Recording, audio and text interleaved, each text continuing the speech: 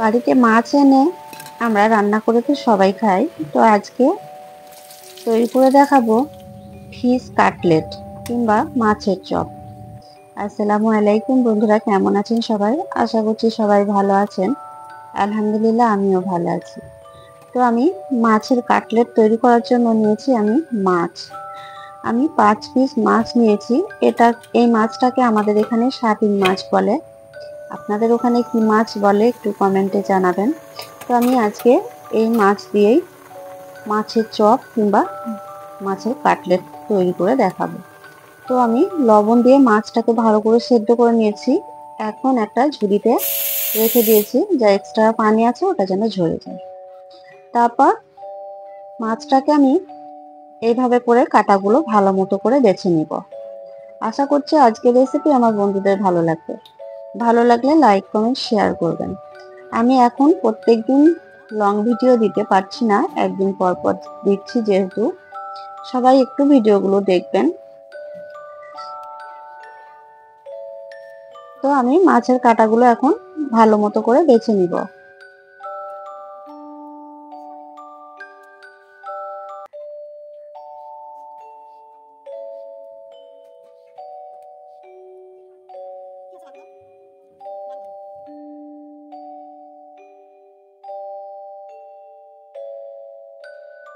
তো মাছের কাটা আমি ভালো মতো করে বেছে নিয়েছি। এখন এর মধ্যে দিয়ে দিব আমি 2টি আলু। আলুটাকে আমি সেদ্ধ করে নিয়েছি। তারপর আমি আলুটাকে এর মধ্যে ভেঙে নিচ্ছি। তো দুটোকে একসঙ্গে আমি ভালো মতো করে এখন ভালো করে মাখিয়ে নিব। তো এটা খেতে অনেক সুন্দর হয়, একবার হলেও বাড়িতে ট্রাই করবেন। আশা করছি বাড়িতে সবার তারিফ পাবেন, সবাই পছন্দ করবে। তো ভালো ভালো মতো করে এখন মাখিয়ে নিব।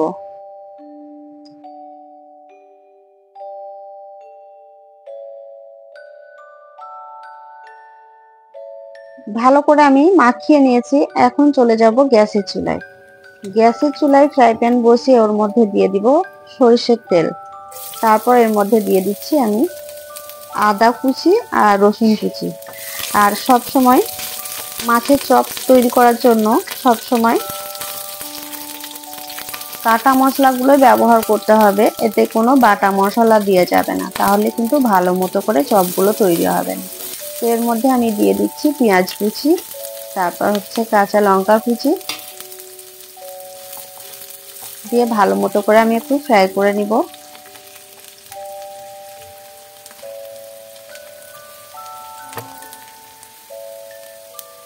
তারপর আমি ফ্রাই করা হয়ে গেছে, এর মধ্যে এখন দিয়ে দিচ্ছি লঙ্কার গুঁড়ো, হলুদ গুঁড়ো আর ধনিয়া গুঁড়ো, জিরের গুঁড়ো 1 চামচ করে সবগুলো আমি দিয়ে দিয়েছি। এতে আমি কোনো পানি অ্যাড করব না, মশলাটা একটু ভালো করে কষে নিব।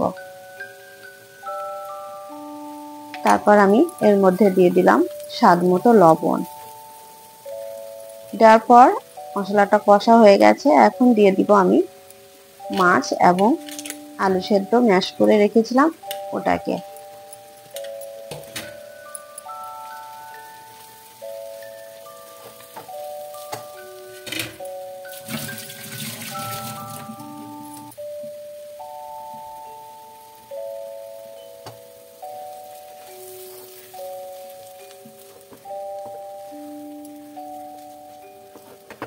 সবগুলো উপকরণ এখন আমি চুলোর মধ্যে ভালো করে রান্না করে নিব।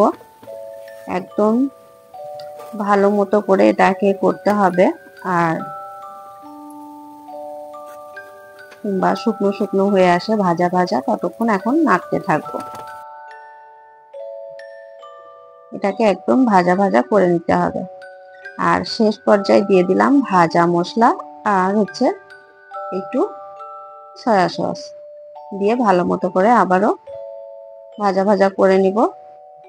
এখন দিয়ে দিলাম ধনেপাতা আর 1 চামচ গরম মশলা। তো দেখতে পাচ্ছেন সুন্দরভাবে হয়ে গেছে। এখন এটাকে আমি নামিয়ে নিয়েছি। এখন এটাকে ঠান্ডা করতে হবে ভালো মতো করে। তো ভালো মতো ঠান্ডা হয়ে গেছে, এখন আমি এটাকে এটাকে এখন কাটলেট শেপ দিব। আপনারা যেরকম ইচ্ছা সেরকম শেপ দিতে পারেন। আমি তিন কোনা শেপের করব, তাহলে দেখতে ভালো লাগবে। আশা করছি আপনাদেরও পছন্দ হবে। আর আপনাদের যেরকম পছন্দ হবে সেরকম শেপ করতে পারেন। তো এইভাবে আমি করে নিচ্ছি।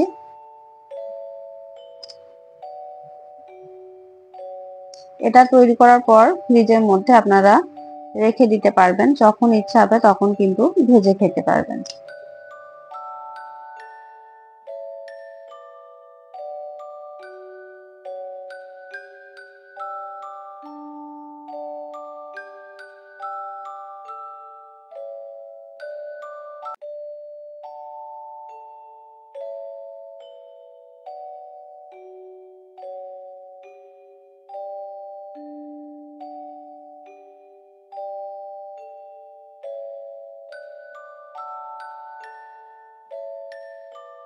এটা খেতে অসম্ভব সুন্দর, খুবই সুন্দর একটা টেস্ট আসবে এর মধ্যে। একবার হলেও বাড়িতে ট্রাই করুন। এখন নিয়ে নিচ্ছি আমি বিস্কুটের গুঁড়ো আর দুটো ডিম। আমি ডিম দুটোকে ভালো করে ভেঙে একটু লবণ দিয়ে ভালো করে ফেটে নিব। আর নিয়েছি এক সাইডে বিস্কুটের গুঁড়ো কিংবা লেরুয়ার গুঁড়ো।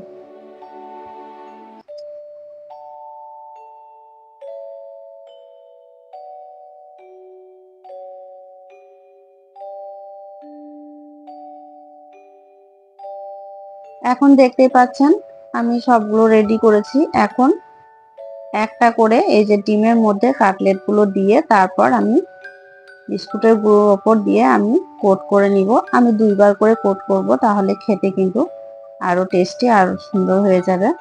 আমি দুইবার করে কোট করে নিচ্ছি। একটু চেপে চেপে কোট করতে হবে। দেখুন আমি যেভাবে করছি এভাবে করে নিলে সুন্দরভাবে কিন্তু কাটলেট গুলো তৈরি হবে। আপনারা চাইলে এটাকে বড় সাইজেরও করতে পারবেন।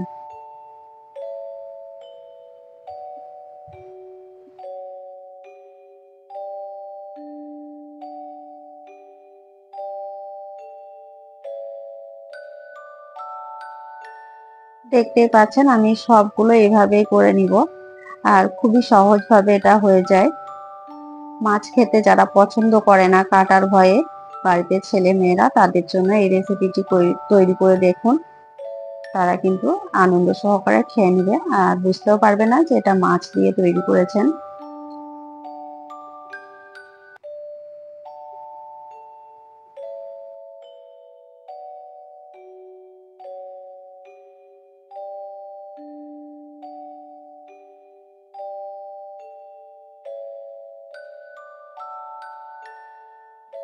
সবগুলো আমার রেডি হয়ে গেছে, দেখতে পাচ্ছেন। আমি এটাকে এখন ফ্রিজে রেখে দিব।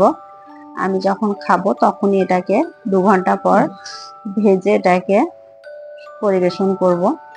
আমি ফ্রিজে রেখে দিয়েছিলাম। এখন আমি 2 ঘন্টা পর গ্যাসের চুলায় ফ্রাই প্যান বসিয়ে ওর মধ্যে সাদা তেল গরম করতে বসিয়েছি। এবার আমি সব নাস্তাগুলো ভালো করে ভেজে নিব। আর এগুলো খুবই সুন্দর খেতে হয়। সসের সঙ্গে খেতে পারবেন, সস দিয়ে কিংবা কোনো চাটনি দিয়ে। কিছু না থাকলে শুধু মুখেও খেতে কিন্তু অনেক সুন্দর লাগবে।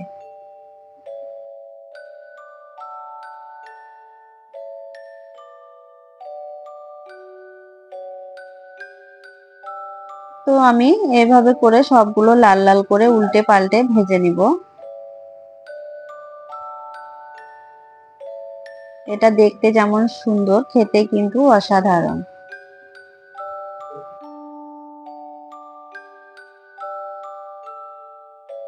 রেসিপির কোনো অংশ ভালো লাগলে নিচে থাকা বেল আইকনটা অন করবেন, তাহলে নোটিফিকেশন অন হয়ে যাবে। যখনই আমি নিত্য নতুন ভিডিও দিব সর্বপ্রথম আপনারাই দেখতে পারবেন। আর যারাই ভিডিওটি কন্টিনিউ দেখছেন তাদেরকে অসংখ্য অসংখ্য ধন্যবাদ।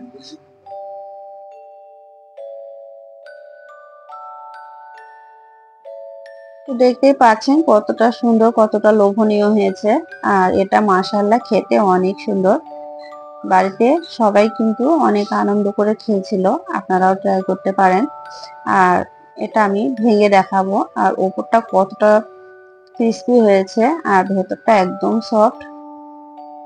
মাশাআল্লাহ অনেক সুন্দর হয়েছিল।